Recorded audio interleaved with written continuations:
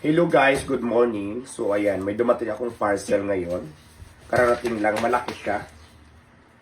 At alam nyo ba kung ano to? Ayan, unboxing na natin. Huwag na natin patagalin. Magaan lang siya. Tapos, tingnan natin. Hulaan nyo na kung ano to. Ang makakahula ay may karampatang parusa. Charot. Joke lang. Tingnan muna natin kung ano talaga siya. Good ba or hindi? Ayan. At ito na nga, nakalagay sa karton. Hula na. Medyo ang dami namang ano. Ayan, nakita ko na rin siya.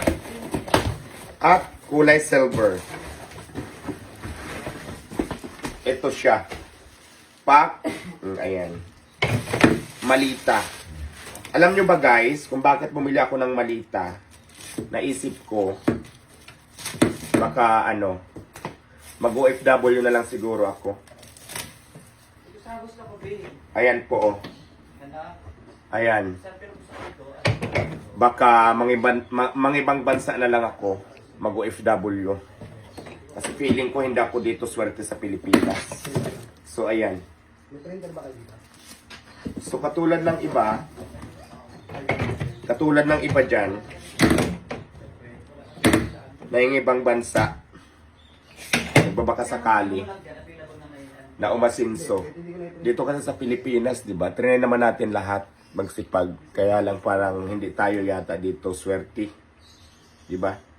Kaya naisip ko, bumili ng malita at ayusin lahat ng papilis, ng papers na mga kailangan. Baka doon na lang tayo magtrabaho, no? Sa ibang bansa. Mag-OFW na lang tayo. Kaya naman guys, yung mga nasa ibang bansa ngayon guys, bigyan nyo nga ako ng idea, saan ba magandang pumunta? Middle East, Europe, or Asia? So, i-comment nyo na lang dito kung saan ang magandang mag-apply para makapagtrabaho sa ibang bansa. So, ready na. Dalawang malita na, ito medyo maliit. At mayroon pa akong isa na malaki, kaya tama na siguro yung dalawang malita. So yun lang, comment ko sa baba guys, saan magandang mag-abroad kung mag-apply ako ng work sa ibang bansa. So, comment nyo na lang dito para at least may idea ako.